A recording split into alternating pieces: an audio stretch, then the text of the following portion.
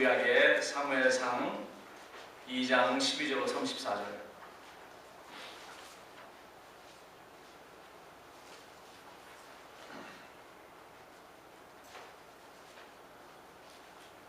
사무엘상 2장 12절. 우리 교독합니다. 제가 한 절, 여러분이 한 절. 제가 12절 먼저 읽겠습니다. 엘리의 아들들은 불량자라 여호와를 알지 아니하더라. 그 제사장들이 백성에게 행하는 습관은 이러하니 곧 아무 사람이 제사를 드리고 그 고기를 삶을 때에 제사장이 사관이 손에 3살 갈고기를 가지고 와서 그것으로 남비나 소태나 큰 소대나 가마에 찔러 넣어서 갈고리에 걸려 나오는 것은 제사장이 자기 것으로 취하되 실로에서 무릇 그곳에 온 이스라엘 사람에게 이같이 할 뿐 아니라 기름을 태우기 전에도 제사장의 사환이 와서 제사 드리는 사람에게 이르기를 제사장의 구워드릴 고기를 내라. 그가 내게 삶은 고기를 원치 아니하고 날 것을 원하신다 하다가 그 사람이 이를 반드시 먼저 기름을 태운 후에 내 마음에 원하는 대로 취하라 하면 그가 말하기를 아니라 지금 내게 내라. 그렇지 아니하면 내가 억지로 빼앗으라 하였으니 이 소년들의 죄가 여호와 앞에 심히 크면 그들이 여호와 제사를 멸시함이었더라. 22절로 건너뜁니다. 엘리가 매우 늙었더니 그 아들들이 온 이스라엘에게 행한 모든 일과 회막문에서 수종드는 여인과 동침하였음을 듣고 그들에게 이르되 너희가 어찌하여 이런 일을 하느냐. 내가 너희의 악행을 이 모든 백성에게서 듣노라. 내 아들아 그리 말라. 내게 들리는 소문이 좋지 아니하니라.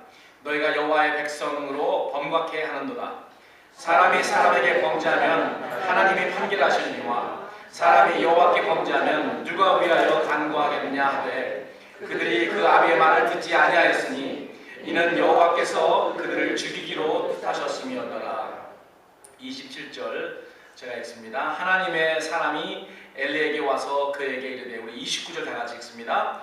너희는 어찌하여 내가 나의 처소에서 명한 나의 제물과 예물을 밟으며 내 아들들을 나보다 더 중히 여겨 내 백성 이스라엘에 드리는 가장 좋은 것으로 스스로 살찌게 하느냐. 그러므로 이스라엘의 하나님 나 여호와가 말하노라. 내가 전에 내 집과 내 조상의 집이 내 앞에서 영영히 행하리라 하였으나 이제 나 여호와가 말하노니 결단코 그렇게 아니하리라. 나를 존중히 여기는 자를 내가 존중히 여기고 나를 멸시하는 자를 내가 경밀히 여기리라. 보라, 내가 내 팔과 내 조상의 집 팔을 끊어 내 집에 노인이 하나도 없게 하는 날이 이를지라. 34절 제가 읽습니다. 내 두 아들 홈리와 비느하스가 한 날에 죽으리니 그 둘에 당한 그 일이 내게 표징이 되리라. 사무엘하, 그 다음 책이죠. 사무엘하 14장을 보시기 바랍니다. 사무엘하입니다. 사무엘하 14장. 우리 24절 한 절만 읽도록 하죠. 사무엘하 14장 24절 다 같이 찾으셨으면 시작. 왕이 가로되 저를 그 집으로 물러가게 하고 내 얼굴을 보지 말게 하라 하며 압살롬이 자기 집으로 가고 왕의 얼굴을 보지 못하니라. 1913년 신년 예배를 드린 지가 엊그제 같은데 벌써 4개월이 지나서 벌써 5월 달이 되었습니다. 5월은 우리가 잘 아는 대로 어린이 주일도 있고 또 어버이 주일도 있는 가정의 달입니다. 그래서 저는 주님의 심장으로 5월 한 달 동안 가정에 관해서 여러분들에게 하나님의 말씀을 대언하기를 원합니다. 여러분 혹시 아실지 모르겠습니다. 요즘은 뭐 아실지 모르겠습니다라는 그런 말을 한국말로 프랑스 말 비슷하게 알란가 몰라 이렇게 이야기하더라고요. 그 싸이가 젠틀맨이라는 그런 유튜브 저에서 맨 처음에 나오는 말이 알란가 몰라. 나는 그 프렌치인 줄 알았어요. 그래서 프랑스 말인 줄 알았는데 아실는지 몰라요. 이런 말을 그렇게 하더라고요. 혹시 여러분 알란가 몰라요? 네. 그러나 세계에서 여러분 제일 작은 사이즈의 교회가 어디 있는 줄 아십니까? 세계에서 가장 제일 작은 사이즈의 교회. 여러분 어느 도시든지 다 있습니다. 이런 교회는. 여러분 동네에도 있습니다. 그 이유는 여러분들의 가정이 바로 가장 작은 사이즈의 교회입니다. 여러분들의 가정이 가장 작은 사이즈의 교회예요. 성도들의 가정이 바로 제일 작은 규모의 교회가 되는 것입니다. 또한 가정들이 모여서 우리 교회에서는 소금 그룹이라고 부르는 소금 모임이 되는 것이고, 그 모임이 모여서 또 빛나는 교회가 된 것입니다. 교회 구성원은 일반적으로 목사와 성도들이라고 이렇게 볼 수 있습니다. 제일 작은 규모의 교회인 가정에도 하나님은 아버지와 그 가정의 남편들을 그 가정의 제사장이요 목사로 삼으셨습니다. 여러분, 이건 너무나도 중요합니다. 너무나도 중요한 사실이에요. 교회에 목사가 있고 성도들이 있는 것처럼 가정에도 가정의 아버지, 가정의 남편, 가장을 하나님께서 제사장이요 목사로 삼으셨다는 것입니다. 그래서 여러분 남편이고 아버지면은 그 가정의 목사예요. 제사장입니다. 그냥 가장만이 아니에요. 하나님이 그렇게 세우신 것입니다. 얼마 전 어떤 집사님과 대화 나누던 중에 그 집사님 저에게 이렇게 말씀하시더라고요. 목사님, 나는 목사가 아닌데요. 그렇게 말씀하셨어요. 예, 집사님이시니까 빛나는 교회 목사는 아니죠. 목사는 용목사가 목사죠. 그러나 그 가정의 아버지와 남편들은 그 가정의 가정으로서 분명 아내와 자녀들을 보살피고 하나님 말씀으로 가르쳐야 돼요. 그러한 목사라는 것입니다. 저는 빛나는 교회의 목사로서 하나님의 말씀으로 성도들인 여러분들을 대언하고 또 하나님의 말씀을 풀어서 가르침으로 성도들을 신앙 안에서 양육시키는 그러한 교사, 선생입니다. 그래서 저는 항상 하나님이 이렇게 저에게 맡겨주신 이 직분에 대해서 항상 근심을 많이 해요. 이런 부분에 대해서. 그 이유는 후에 제가 하나님 앞에 섰을 때 하나님께서 나를 어떻게 판결하실 거에 대해서도 그거에 대해서 생각을 많이 합니다. 두려운 마음이 많이 있어요. 여러분, 하나님이 나를 목사로 판결하실 때 어떻게 무엇을 가지고 무엇을 기준으로 저를 판결하실 것 같습니까? 나의 시험지가 뭐라고 생각하세요? 저의 시험지는요, 여러분들의 삶이라고 생각합니다. 여러분들이 내가 하나님의 말씀을 대하는 그 내용을 가지고 어떻게 변화해서 하나님이 기쁘시게 사는 그런 삶을 사는가, 살지 않는가에 대해서 하나님은 저를 판결하실 거예요. 이렇게 생각합니다. 그래서 여러분들은 저의 영원한 면류관도 될 수 있고 하나님이 저를 치시는 회초리와 곤장이 될 수도 있습니다. 여러분 재밌죠? 여러분들이 제 곤장이 될 수 있다니까요.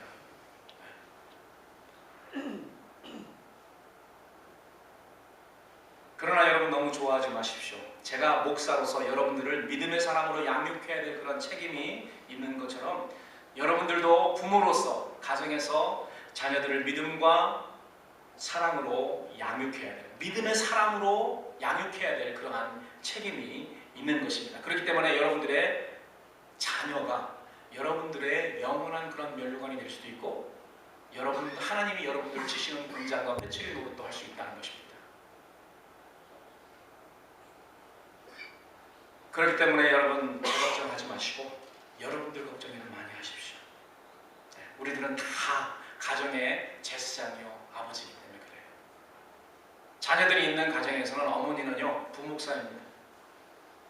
그래서 남편과 함께 같이 동역하면서 하나님의 말씀으로 자녀들을 기도해야 되는 사람입니다.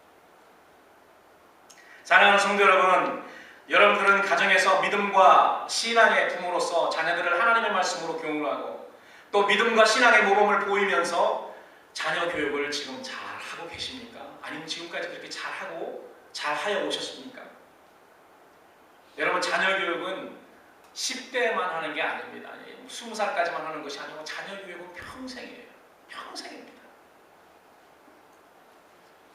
하나님 앞에 설 때 자녀 교육에 관하여 하나님으로부터 잘했다, 착하고 충성된 종아라는 이런 칭찬을 우리가 들어야 되지 않습니까? 분명히 하나님이 그 부분에 대해서도 우리에게 물어보시고 그 부분에 대해서도 판결하시고 내가 평생 자녀를 위해서 하나님의 말씀으로 나의 말로 양육하라고 그랬는데 너는 그 부분을 잘했느냐? 잘한 사람은 하나님이 잘했다, 착하고 충성된 종아 이렇게 이야기하실 것입니다. 그렇지 않으면 우리가 자녀 교육에 실패했다면 분명 하나님은 악하고 게으른 종이라는 그러한 책망과 꾸중을 하나님 앞에 들을 수 있다는 것입니다. 오늘 저는 가정에서 자녀들을 어떻게 신앙으로 교육시킬 것인지 자녀 교육의 가장 중요한 부분을 다루기를 원합니다. 가정교육의 성공에 대해서 이야기를 하면은 성도들이라 할지라도 잘 들으시기 바랍니다. 성도들이라 할지라도요, 대뜸 아이들이 좋은 대학 나와서 좋은 직장 갖는 것이 자녀 교육의 성공이라고 생각합니다. 그들이 아무리 좋은 대학을 나와 좋은 직장을 다니고 사회적으로 좋은 중요한 그런 위치에 있더라도 그들의 영혼이 잘 되지 않으면 하나님 앞에서 그것은 자녀 교육의 성공이 절대 아닙니다. 절대 아닙니다. 물론 영혼도 잘 되고 그 모든 것이 다 잘 되는 것이 가장 좋은 것이죠. 그러나 신앙의 교육만큼은 우리가 놓칠 수 없습니다. 이 세상의 성공은 이 세상 20년, 30년, 40년에 국한되어 있지만 신앙 교육은 영원한 것이기 때문에 그렇습니다. 영원한 거예요. 세상적인 관점에서 성공이라 할지라도 하나님의 관점에서는 세상 성공이 꼭 하나님 앞에서의 신앙의 성공은 아닙니다. 이 세상의 성공은 겨우 몇 년, 길으면 몇십 년이지만 하나님을 모시는 성공은 영원한, 그 신앙은 영원한 성공을 이야기하기 때문에 그렇습니다. 저는 이렇게 생각해요. 영원한 것을 얻기 위해서 영원치 않는 것들을 단호하게 포기하는 사람들은 결단코 어리석은 사람이 아니라는 것입니다. 이 세상의 성공? 영원하지 않습니다. 이것 영원한 우리의 신앙 교육을 위해서 다른 것을 소홀히 하는 거, 그거는 별로 하나님 앞에서 그렇게 하는 것은 별로 그렇게 중요한 건 아니에요. 그런 사람들은 어리석은 사람이라고 볼 수 없다는 것입니다. 오늘 우리가 읽은 사무엘상 2장에서 이스라엘 백성들의 지도자요 하나님의 종인 엘리 제사장이 어떻게 하다가 자녀 교육에 실패했는지 우리는 한번 하나님의 말씀을 통해서 알아보기를 원합니다. 왜 우리가 자녀들의 신앙 교육에 실패하며 자녀들로 영원히 실패하게 하는 사람으로 만드는 것일까? 여러분, 저는 그 자녀 교육의 실패가요 방법 때문에 잘못되어 있다고 생각하지 않습니다. 근본적으로는요 그 가르치는 내용이 잘못돼서 그렇다고 생각해요. 옳은 내용으로 우리 자녀들을 교육하지 않기 때문에 많은 성도들이 자녀 교육에 실패합니다. 세상 사람들이 볼 때는 좋은 그런 위치에, 좋은 대학에, 좋은 직장에 그렇게 그쪽으로 이렇게 배출될지 모르지만, 그렇지만 하나님 입장에서 볼 때는 아닌 사람들, 그건 절대로 신앙 교육의 성공이라고 볼 수 없잖아요. 엘리는 하나님 백성들을 지도하는 지도자였고 제사장이었습니다. 그렇기 때문에 그 위치가 하나님이 은혜로 주신 그런 위치잖아요. 옛날에는요. 아무나 제사장 될 수 있는 것이 아니고 레위 지파로 태어나야지 제사장이 될 수 있었던 것입니다. 그리고 그 아들 홈리와 비느하스는 아버지를 이어서 백성들을 지도해야 될 차세대 제사장이었습니다. 그리고 벌써 제사장 일을 하고 있었어요. 그런데 엘리는 그 아들들을 옳은 내용으로 교육하지 않은 것이 분명합니다. 옳은 내용으로 교육했다면 이러한 결과 그들이 매일 그런 습관을 갖추지 않았을 거라고 저는 생각해요. 그런데 엘리는 그 아들들을 옳은 내용으로 교육하지 않았습니다. 오늘 본문 우리가 읽은 본문에 보니까 제사를 드릴 때 어떤 행동을 하냐면은 하나님에게 드리는 그 고기를 자기들이 갈고리로 찍어서 자기들이 먼저 취해버렸어요. 그런 일들이 계속해서 반복이 됩니다. 그래서 그 아버지 엘리의 귓속에도 그런 소문이 들어갔어요. 아마도 엘리는 그 아들들을 가르칠 때 기술적인 기술적인 것들만 가르친 것 같아요. 하나님 앞에 분향을 드릴 때 이렇게 해야 되고 저렇게 해야 되고 재단에 드릴 때 이렇게 해요. 그거에 대해서 중요성이나 그거에 대해서 그 내용에 관해서 이렇게 함으로써 우리가 하나님을 존귀케 하는 것이고 하나님을 우리가 중요하게 여기는 것이다. 하나님을 이렇게 함으로써 우리가 경외하는 것이다 라는 것을 가르치지 않고 어떻게 몇 번 하며 한 번은 쉬고 뭐 이렇게 해서 이런 불로 하며 이런 기술적인 것만 가르친 것이 분명합니다. 그 직업적으로 가르쳤다는 거예요. 직업적으로 가르친 것입니다. 그러나 신앙의 교육은 전혀 하지 않았어요. 제사장인데 제사장을 교육시키는데 신앙 교육을 전혀 하지 않았습니다. 그렇기 때문에 오늘 읽은 본문 제일 처음에 엘리의 아들들은 불량자라, 아무것도 쓸모없는 그런 사람입니다. 왜? 하나님을 몰랐다. 그들의 직분이 뭔데요? 하나님 백성들의 지도자예요. 하나님과 백성들 사이에서 하나님께 예배드려야 되고 제사드려야 되는 제사장인데 여호와 하나님을 몰랐대요.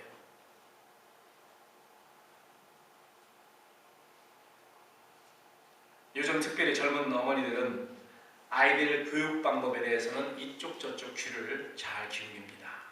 그러나 여러분, 방법도 방법이지만 더 중요한 것은 우리가 아이들을 어떤 내용으로 교육시킬 것인가. 이게 굉장히 중요합니다. 어떤 내용으로 해야 될까요? 우리는 하나님의 말씀으로 교육시켜야 됩니다. 하나님의 말씀. 엘리 제사장이 그들의 자녀들에게 잘 가르치지 못한 내용이 무엇인지 제가 세 가지로 말씀드리겠습니다. 첫 번째로 경외의 대상인, 우리의 경외의 대상인 여호와 하나님을 아들들에게 가르치지 않았습니다. 여러분, 내가 우리 자녀에게 하나님은 두려운 분이다, 하나님은 경외의 대상이다, 이것을 지금 가르치고 있는지, 이제까지 가르쳐 왔는지 우리는 뒤돌아봐야 됩니다. 모든 세대에 거쳐 지혜에 관해 두 번째가 나면 서러워할 그런 사람이 있죠.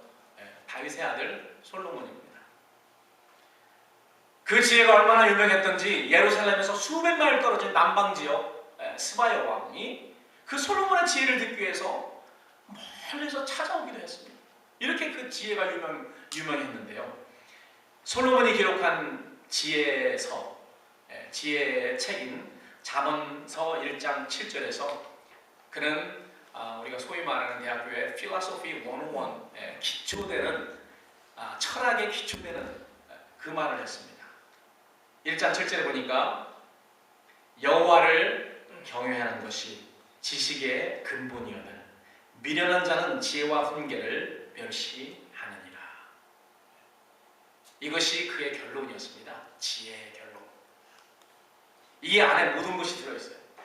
여기서 솔로몬이 말하는 지혜는 여호와 하나님을 경외하는 것이 지식의 근본이라는 지혜입니다. 여러분, 이거 굉장히 중요한, 가장 우리들에게 중요한 그러한 지혜예요. 여호와를 두려워하는 것, 여호와를 경외하는 것이 지식의 근본이다라는 것을 아는 것은 지혜. 이건 하나님이 알려주셔요. 그 하나님이 알려주신 그런 지혜로 우리가 자녀들을 교육해야 돼요. 그렇기 때문에 우리가 다른 지식이 아무리 많이 쌓여 있어도 하나님을 두려워할 줄 아는 그런 지식이 우리에게 없다면 그거 하나님 앞에서 아무것도 아니에요. 그런 교육은 신앙교육이라고 말할 수 없는 것입니다. 그리고 여기서 솔로몬이 말하고 있는 훈계는 여호와 하나님을 두려워하고 경외하는 훈계입니다. 여러분, 자식들에게 신앙교육하면서 하나님을 두려워하라, 하나님을 경외하라 이런 말 한 적이 있습니까? 한 번이라도 하신 적이 있냐? 그리고 여러분들이 진짜 삶을 살 때 내가 하나님을 두려워하는 것처럼 그렇게 사냐고요. 우리가 말로만 훈계하는 것이 아니고 삶에서 아이들에게 보여줘야 될 거 아니에요. 말은 안 해도 우리의 삶을 보고, 야, 우리 부모님이 하나님을 이렇게 두려워하는구나. 그래야지 아이들이 그 신앙의 교육을 따라할 것입니다.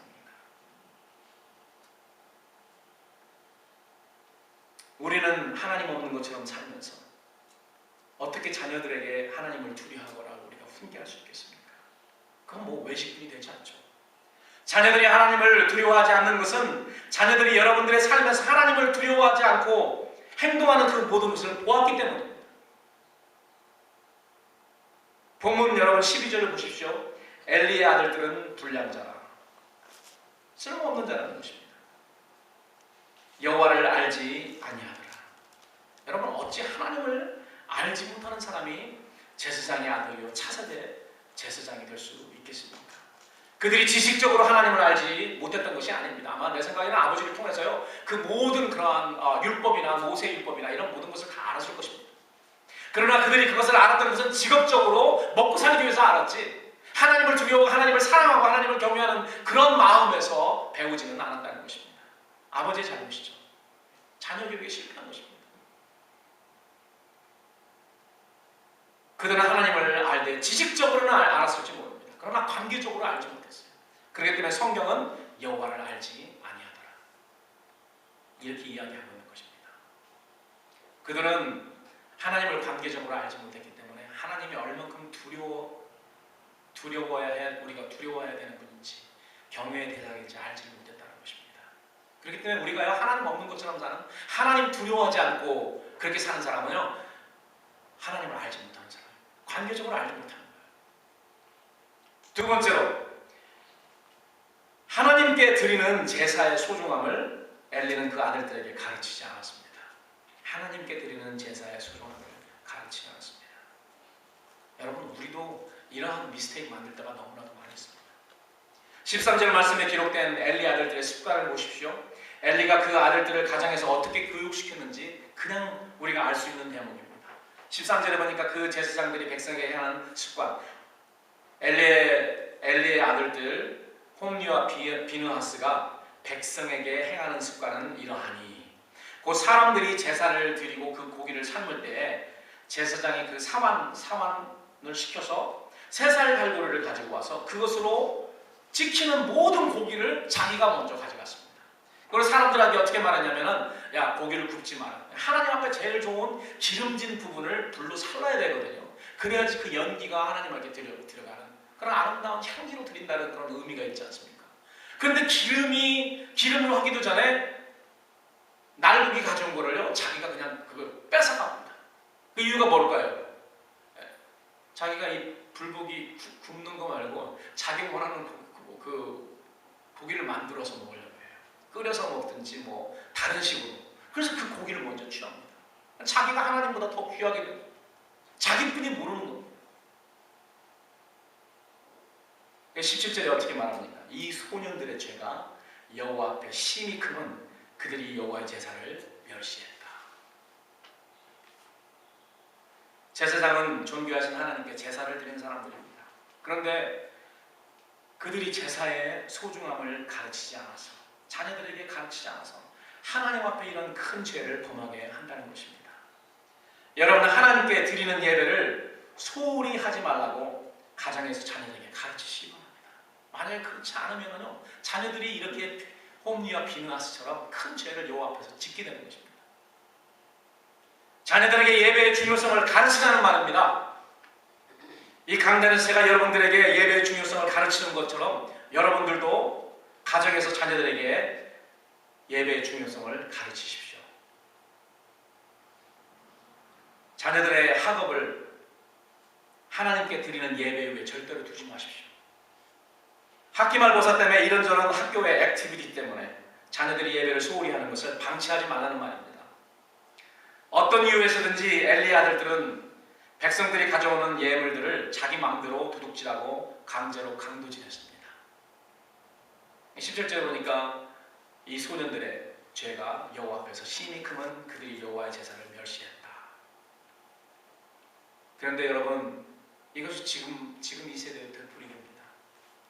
하나님께 드려져야 할 것에, 하나님께 드려져야 할 것을 떼먹는 것, 하나님께 바쳐져야 할 시간을 우리가 떼어먹는 것.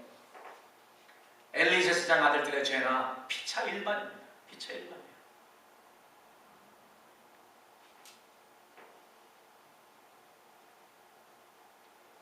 우리가 하나님 말씀으로 가정에서 자녀를 양육할 때 반드시 하나님 앞에 드려져야 되는 이 예배와 하나님 앞에 드려져야 될 것이 얼만큼 소중한 것인지 여러분 가르치시기 바랍니다. 하나님은 나중에 그거에 대해서 여러분 질문하시고 여러분들 판결하실 것입니다. 그리고 이것은 이 젊은 어머니들, 아버지들 들으시기 바랍니다. 어렸을 때부터 해야 됩니다. 아이들이 청소년 지나서 20대에 들어가면요, 듣질 않아요. 자기 생각이 있기 때문에 툴레이십니다. 우리가 툴레이시라도 계속해서 해야 되지만은 특별히 어렸을 때부터 하나님 두려워, 하나님은 경외의 대상이라는 것은 어렸을 때부터 해야 됩니다. 어렸을 때부터 하세요. 그리고 행동으로 여러분들이 얼마큼 하나님을 경외하고 두려워하는지 여러분들이 보이시기 바랍니다. 엘리 아들들은 아버지의 말을 듣지 않았습니다. 아버지가 나중에 권고하잖아요. 얘들아, 그러지 말라. 이런 소문이 들리는데 이거 어찌 믿냐. 그랬더니 홈리와 비느하스는 듣지 않았습니다. 그 이유가 뭐냐면은 이미 어렸을 때부터 가르쳐야 되는데 어렸을 때부터 그렇게 가르치지 않았기 때문에 지금 뭐 제사장직을 하고 있는 성인인데 걔네들이 듣겠냐고요. 듣지 않습니다. 어렸을 때부터 그것은 가르쳐야 됩니다. 그런데 부모들이 예배 드리는 거 빼먹고 놀러 다니고 무슨 일이 있으면 그거 먼저 해결하는데 예배를 소홀히 하고 이런 환경에서 아이들이 자라는데 뭐 하나님 두려워하겠냐고. 부모님들이 하나님을 두려워하지 않는데 그리고 하나님 앞에 드리는 그런 예배를 소중히 여기지 않는데 아이들이 예배를 소중히 어떻게 여기겠냐고. 세 번째로 하나님보다 자녀들을 더 중요하게 여겼습니다. 하나님이 자녀들보다 더 중요한 분이라는 것을 가르치지 않았다는 거예요. 여러분, 자녀가 아무리 사랑스럽다고 해서 오냐오냐 키우면은 장차 그 아이들이 누굴 두려워하겠습니까? 저는 이렇게 생각해요. 아이들이 자라면서요, 분명히 그 아이들한테는 두려워할 대상이 있어야 된다고 저는 그렇게 믿습니다. 그런 환경에서 자라야 하나님을 두려워할 줄 알아요. 그 역할을 아버지들이 해야 됩니다. 아버지들이 해야 돼요. 어머니는 조건 없는 그런 사랑을요, 계속해서 아이들에게 베푸시기 바랍니다. 그러나 이 아버지는 두려워해야 돼요. 그래야지 우리가 온전하신 사랑, 조건 없이 우리를 사랑하시는 하나님의 그 사랑과 또 우리의 경외의 대상이신 하나님 이 두 가지를 온전하게 아이들이 다 볼 수 있기 때문에 그렇습니다. 부모 둘 중에 한 명은 그렇게 해야 돼요. 그러니까 엄마가 경외의 대상, 두려움의 대상이 되는 것보다는 아버지가 두려움의 대상이 되는 게 조금 더 낫다고 생각해요. 아무도 두려워하는 사람이 없고 하나님도 두려워하지 않게 된다면 여러분 그건 진짜로 큰일입니다. 자녀들에게 부모의 조건 없는 사랑도 필요하지만 사랑만 가지고는 절대 안 된다고 생각합니다.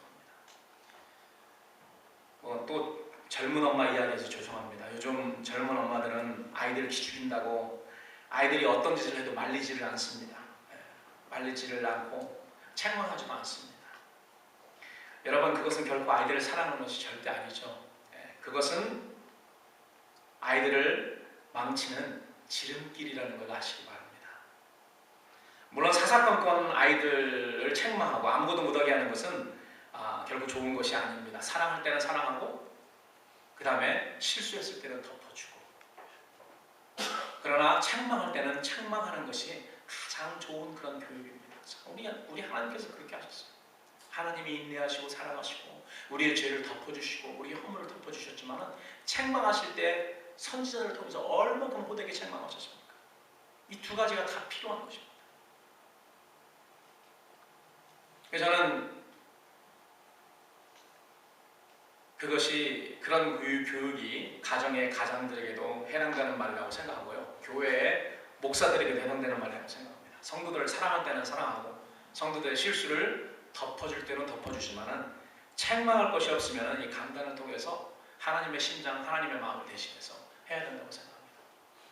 쉽지가 않아요. 그게 쉽지가 않습니다. 여기만 교회냐? 하는 사람들이 많이 있기 때문에 쉽지가 않아요. 목사들이. 여러분 잘 아시겠지만은 또 알랑가 몰라가 나오려고 합니다. 우리 교회에서 태어난 아이들은 교회 처음 나오는 날 양부모가 아이를 품에 안고 하나님과 성도들 앞에서 약속을 하는 것이 있습니다. 제가 이렇게 세어봤더니 지난 10년 동안 17명의 아이들이 여기 와서 그렇게 했어요. 어떤 약속을 하죠? 여러분 기억나세요? 여기 올라왔던 저기 부모님들이 한번 봐요. 제일 넘버원 타자가 누구였죠? 우리 교회, 빛나는 교회 제일 첫 번째 타자? 김대웅 목사님 아이색 지금 10살이 됐지만 아이색 들고 쫙 제일 처음에 올라와서 여기서 했습니다. 그때 제가 물어본 것이 하나님 앞에서 성도들 앞에서 하나님의 말씀으로 이 아이를 양육하겠냐고 물었어요. 그때 큰 소리로 아멘 했어요. 작은 소리로 할 때 내가 다시 크게 해서 크게 이야기를 합니다. 여러분 지난 아이들을 그렇게 하고 하나님 앞과 성도들 앞에서 약속을 그렇게 키우시냐? 하나님 말씀으로 양육하고 계십니까?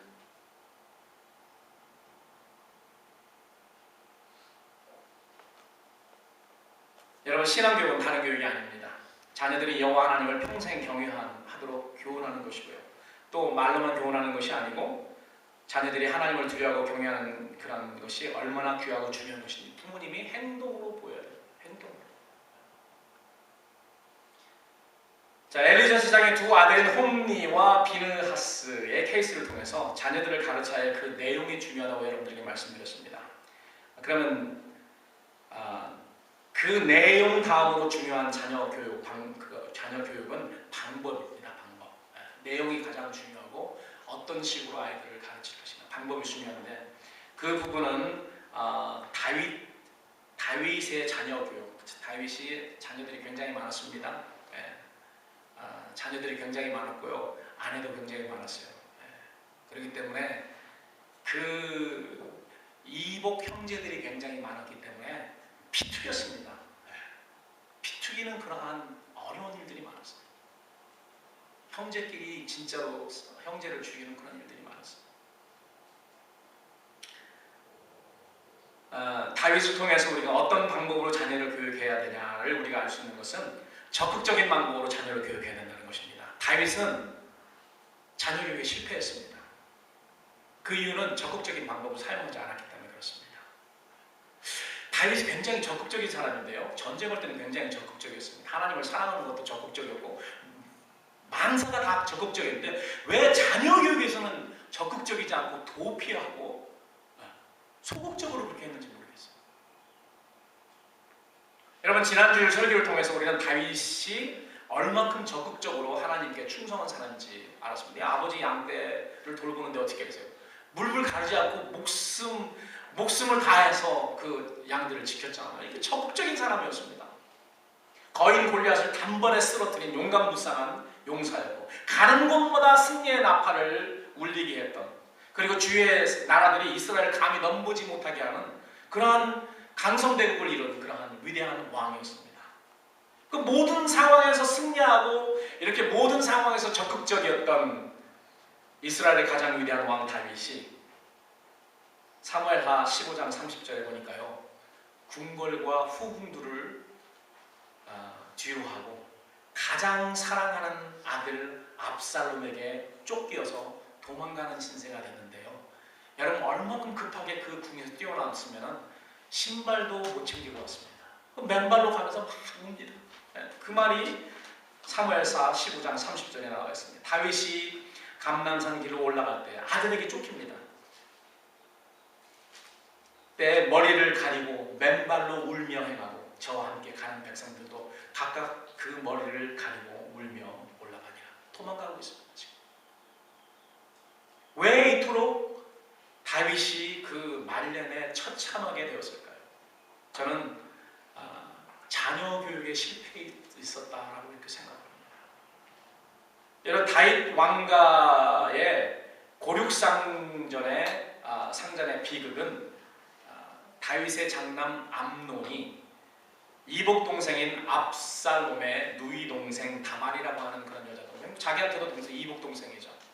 그 다말이라는 그 여자의 동생이 너무 아름다웠기 때문에요, 오빠가 연모를 합니다. 물론 이제 그 엄마가 다른 그런 동생이지만 연모하다가 여차여차해서 강간을 하게 됩니다. 그 가정의 풍지박산 되는 거예요. 가정에 그런 일이 발생했는데도 아버지인 다윗이 어떻게 대처를 하냐면요, 성경에는 그 소식을 듣고 다윗이 노하니라 하고 끝나버립니다. 그 뒤에 어떤 조치가 취해지지 않아요. 아들을 불러서 책망하거나 어떤 말을 어떤 처리를 하지 않고요, 그 소식을 듣고 노하니라 하고 끝나고 그 이후에 암논에 대해서는 아무 언급이 없습니다. 다윗이 어떻게 했다는 언급이 없어요. 아버지가 분명히 그 장남인 암논이 잘못했는데 아무 책망도 아무 조치를 취하지 않으니까 누가 화났냐면은 다말과 똑같은 엄마를 가진 오빠 압살롬이라는 왕자에서 압살롬이 화가 났어요. 그래서 2년 동안 철저하게 준비해가지고 2년 후에 어떻게 하냐면 자기 형, 이복 형인 암논을 죽입니다. 아버지인 다윗이 어떻게 처리를 하고 거기에 해당하는 뭘 했으면 이러한 비극적인 그런 일들이 일어나지 않았을 거예요.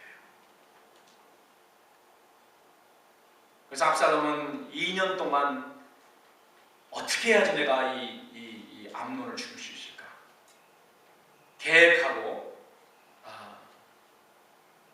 암논을 결국 살해하고 그술이라는 곳으로 도망가서 3년을 숨어 지냅니다. 물론 한 일이 있으니까 아버지에게 두려워서 3년을 도망가서 했습니다. 다윗이 제일 사랑하는 아들이 압살롬이었거든요. 압살롬이 굉장히 잘생겼어요. 머리도 길고 아주 그냥 그 풍채도 좋고 가장 사랑하는 아들이었다고 합니다. 물론 솔로몬 전에 그랬겠죠. 3년 동안 가장 사랑했던 그런 아들을 보지 못하니까 아버지가 압살롬이 보고 싶어도 체면이 있기 때문에 압살롬을 데리고 올 수가 없습니다. 그것을 깨달았던 그 신복인 요압이 거기에 개입해서 다시 압살롬이 예루살렘으로 오게 합니다. 여러분 같았으면 다시 돌아온 압살롬에 대해서 어떻게 처리했을 것이라고 생각하십니까? 어떻게 처리했을 것인가? 그런데 오늘 우리가 읽은 본문 말씀인데 예루살렘으로 이 압살롬이 돌아오자 다윗은 이렇게 처리했습니다. 왕이 가로되 그 신하에게 이야기합니다. 저를 압살롬을 자기 집에 물러가게 하고 내 얼굴을 보지 말게 하라. 그렇게 하매 압살롬이 자기 집으로 가고 왕의 얼굴을 보지 못하느니라. 이거 회피입니다. 도피하고 적극적으로 아이를 교육시키려고 그런 것이 아니고 오라고 용서를 했는데 다시는 보기 싫으니까 오지 말게 해. 말도 더 이상 하지 않습니다.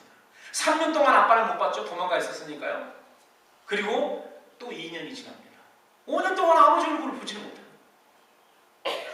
회피하는 거예요. 아들과 어떻게 하는 것을 왜 두려워했는지 모르겠어요. 회피합니다. 뭐 이유가 있겠죠. 이와 같은 상황은 압살롬이 2년 동안 예루살렘에 있을 때 왕의 얼굴을 보지 못했다. 5년 동안 토하고 5년 동안 보지 못했다. 그러니까 압살롬도 괴롭죠.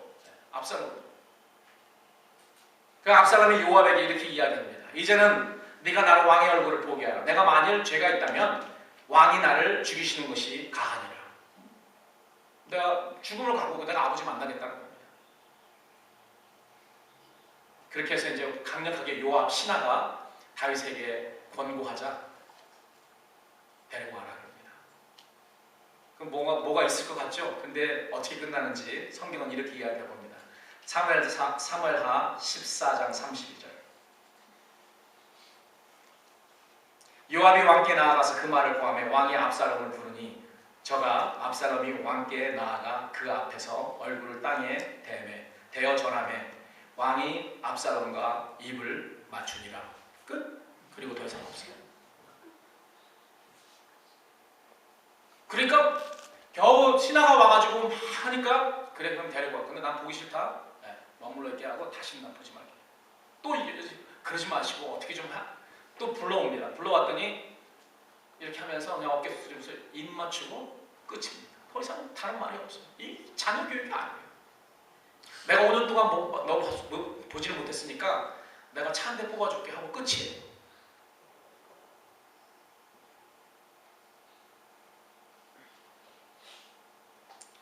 오 5년 만에 아들을 만나자 그저 입을 맞추는 것이 끝이었습니다. 그래서 다윗의 자녀 교육에 실패하는 원인이 어디 있는가? 두 가지입니다. 피동적이고 도피적인 태도가 원인이었습니다. 다윗은 두려움 없이 적군에게 돌진한 용감한 그런 장군이었는데, 그리고 또한 국가 위기를 돌파하는 위대한 통치자였는데 아버지로서 자식에 대한 책무에 대해서는 늘 피해 다녔어요. 뭐가 두려웠는지 매일 피해 다녔어요. 아이에게 따끔한 그런 말 한마디를 해주지는 못했어요. 마치 요즘 아버지들이 자녀 교육은 엄마의 책임으로 넘기고 자신들은 자녀 교육에 대해서 등한시하는 것과 같습니다. 이렇게 해서는 절대로 우리가 하나님의 말씀으로 신앙교육을 시킬 수가 없습니다. 다윗은 아들 압살롬이 형제를 죽였으며 부자 간의 갈등 관계가 수년간 지속이 되어도 외부 사람이 개입하지 않는 한 자기 스스로 자녀들을 교육시키지를 못했어요. 어떻게 처리를 할 수가 없었습니다. 마치 대부분의 부모들이 신앙교육은 교회, 주일학교에, 지식교육은 학교나 학원에 내맡기고는 자신들은 돈만 내는 후견인으로 그런 역할만 하는 것과 같은 것입니다. 이런 피동적이고 도피적인 태도가 자녀 교육의 실패의 원인이 아니었는가 이렇게 생각합니다. 마지막으로 왜 다윗이 자녀 교육에 실패했을까? 적절한 때에 필요한 교훈을 주지 않은 것이 원인이었습니다. 찬스가 여러 번 있었는데요, 하나님 말씀으로 신앙교육을 하지 않았습니다. 적어도 엘리는 나중에도 그렇게 했잖아요. 야, 사람이 하나님 앞에 범죄하면 누가 그거를 용서해주고 중간에 누가 그거를 해주겠느냐, 이런 말이라도 했죠. 다윗은 그것조차도 하지 않았습니다. 고작 한 것이 부하가 와서 권면하면 불러와라. 그러나 나는 보기 싫다. 또 2년이 지난 다음에 또 신복이 와서 이야기하면 데리고 와라 하고 고작 한 것이 입맞춤이었습니다. 그렇기 때문에 여러분 생각해보세요. 압살롬이 자기 아버지를 죽이고 그 왕국을 차지하려고 했습니다. 그렇게까지는 이 압살롬이 5년 동안 아버지에 대한 그런 원망이 굉장히 많았을 거라고 저는 생각해요. 원망이 많았기 때문에 뭐 그거 이외에 여러 가지 다른 것이지만 아버지에 대한 원망이 많았어요. 오죽하면 아들이 아버지를 죽이고 그 나라를 차지할 생각을 했겠습니까? 그래서 저는 압살롬의 한 맺힌 상처가 원한으로 변화해서 아버지와 국가를 계획적으로 반역하게 되었다라고 생각합니다. 여러분, 이게 불가능하다고 생각하지 마세요. 가능한 일입니다. 마치 요즘 부모들이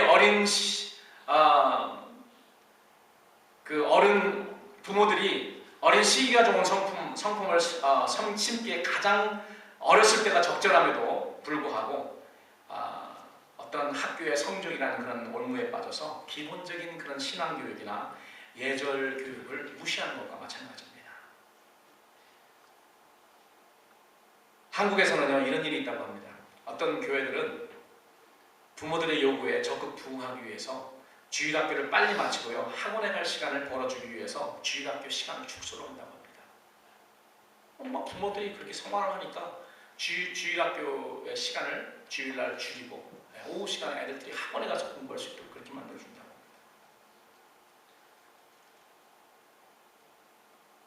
여러분, 적절한 시기에 적절한 교훈을 받지 못한 압살롬이 자신도 비참하게 멸망했을 뿐 아니라 아버지를 가장 처참한 상황으로 몰아갔던 것, 여러분, 그 결과가 무엇입니까? 가정교육에 실패해 있습니다. 다윗이 자녀교육에 대해서 도피적이고 피동적인 태도를 가졌고 적절한 시기에 여러 번 찬스가 있었음에도 불구하고 그들에게 하나님의 말씀으로 교훈을 주지 않았기 때문에 아들도 죽고 자신도 가장 처절한 그런 상황에 처하고 국가까지 흔들릴 수밖에 없었습니다. 많은 부모들과 교회가 다윗이 자녀교육에 실패한 정체를 그대로 밟고 있는 시대가 우리 지금 살고 있는 시대가 아닌가 이렇게 생각합니다. 저는 그래서 5월 가정의 날을 맞이하여서 우리는 부모로서 하나님 앞에서 서약한 것처럼 우리 자녀들을 하나님의 말씀으로 양육하고 있는지 우리의 가정을 돌아보고 건강한 가정을 세우는 여러분들이 되시기를 우리 주님의 이름으로 부탁합니다. 기도하겠습니다.